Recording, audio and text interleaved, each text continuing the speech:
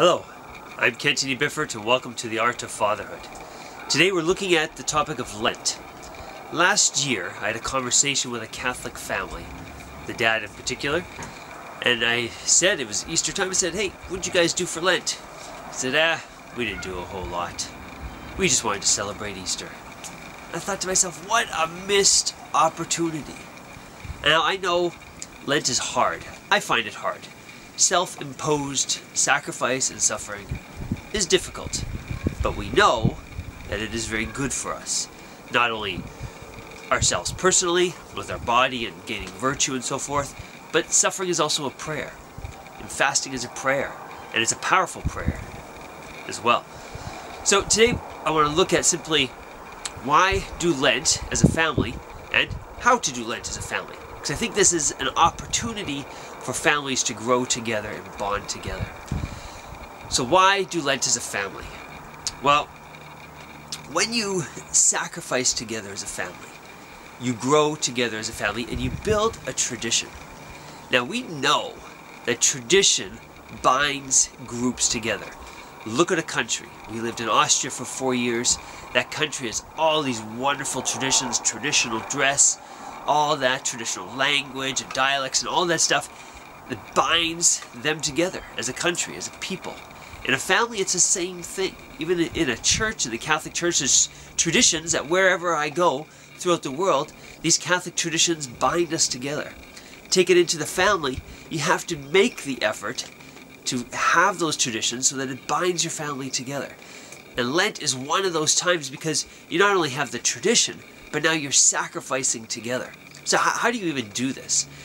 So the way we do it in our family, we sit down a few days before Lent. So this was last week, and this is the first week of Lent.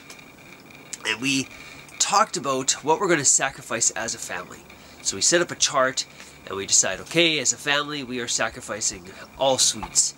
And we're sacrificing no movies, and no iPods, and all these different things. We make a list of what we're sacrificing, and then we make a list of what we are adding, or what we're feasting, I suppose, during Lent. So we are adding times of adoration. We're going to try to go to daily mass once a week together as a family.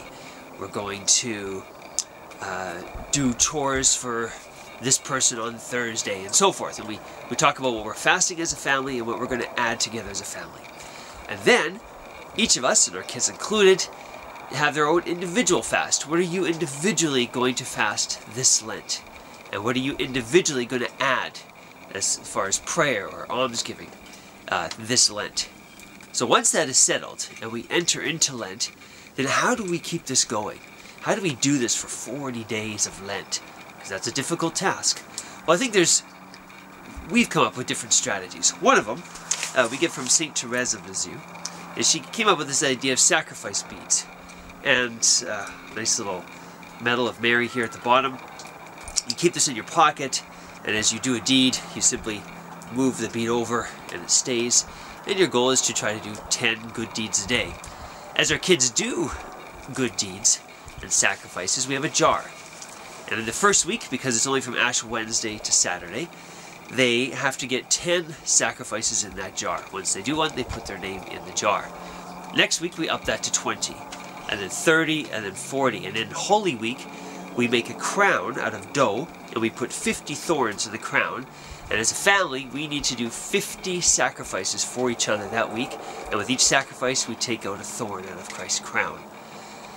On Sundays then, because as Latin Rite Roman Catholics, we don't fast on Sundays.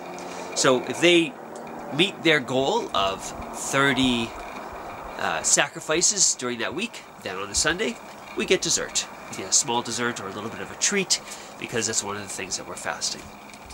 So those are a couple ways to do it together as a family. As well, there are some simple things. For example, pretzels. The rounded pretzel comes in the shape, it was even made in the shape of a posture of prayer, and that pretzel is a typical Lenten snack. We put the pretzel on the dinner plate of everybody in the family at dinner time, and before we start our meal, each kid takes their pretzel, says something they're thankful for, and eats it, and we go to the next person, and we do that before we start our meal. Just a simple thing, and we only do it during Lent. Another thing that we do, especially during Passion Week, is we listen to Handel's Messiah. And we sit down, and we take the liner notes, and we follow along, and we just enjoy the entire musical of Handel's Messiah. Another thing we do as a family, in our evening prayers during Lent, we pray one of the 7 penitential psalms, like Psalm 6 or Psalm 51, and we offer up that psalm for somebody who is in that anxiety and needs the mercy of God at that time. Another way to celebrate Lent is on Laetare Sunday, the 4th Sunday of Lent, is Catholic Mother's Day. So that day is all about Mom. On that day we celebrate Mom, we do things for Mom, and we go to our mother church. We go to the Basilica at that time, or the cathedral where the bishop is sitting, and we celebrate Laetare Sunday.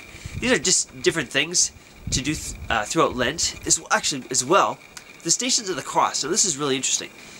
Usually the Stations of the Cross are prayed on Fridays, and Ember Lenten Days, or Lenten Ember Days, happens during Lent. And so during that week, as a family, we go hiking out through the trees, and we have the kids look for a Station of the Cross just in nature. So maybe some trees are at an angle falling down, and it kind of looks like Jesus is carrying his cross or is falling to the ground, and then we kneel there and we pray a Station of the Cross there. And we have a cross out in the back that we end at that station where Jesus is crucified. We do the station there at the cross. So that's a real neat way to do Ember Days, or to do the Stations of the Cross. And as well, another thing we've come up with to help the kids get a little bit more interactive with the Stations of the Cross is we take some time, we gather leaves and sticks and rocks, and each kid has their own pile on the deck, and then they have to make each station.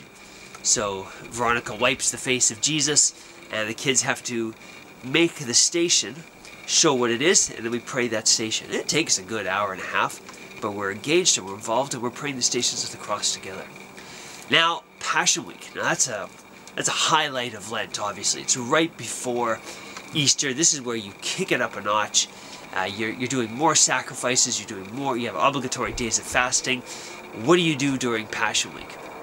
On Holy Thursday, that's the day where Jesus washes the disciples' feet. We go to Mass, and the priest washes the feet. Well, the Father, myself, I also wash the feet of my family. And it usually ends up to being a bit of a tickle fest, because they all think it's so funny and they laugh their heads off when Daddy's washing their feet. But the act is there. And as well, on Holy Thursday, we have a Seder meal. Not celebrating as the Jews did, but celebrating the Last Supper as Jesus did when he instituted the Holy Eucharist. And there's lots of things on the internet on how to do that well. On Holy Friday, or Good Friday, we go to the church and we venerate the cross, of course, and we make hot cross buns. That's an old, ancient English tradition, and we have hot cross buns. It's an obligatory day of fasting, so the one item that we eat that day after we go to venerate the cross is a hot cross bun. Holy Saturday comes, we dress in black because it's a day of mourning. We prepare for Easter, we make our Easter breads, we make our Easter baskets. We also give each of the kids an hour of silence in their room, where we try to make the whole day down and low and not exciting. And then we go to the vigil on Holy Saturday evening, and we are ready to celebrate Easter very well. So, there's some ideas for you on how to celebrate Lent as a family. I just encourage you to do it. It takes work to build tradition. It takes work to do this, but the payoff is great, and to see your kids choosing to fast together with you is awesome. I had just a small anecdote. I had one parent come up to me a couple years ago. The kids had gone to their house, my 3-year-old son, and she'd offered them cookies. And my 3-year-old son looked at her and said, "I can't have the cookies because we're fasting that for Lent." And this parent came up to me and was just so impressed that the kids were taking it so seriously, and that there was a self-discipline there, and they didn't just take the cookies. So this is what can happen. Your kids can gain self-discipline, you sacrifice together, you pray together as a family, and it binds you together, and that is what it's about. So, if you enjoyed this video, check out my other ones at theartoffatherhood.ca. And remember, be always faithful to God and your church and your family. Semper Fidelis.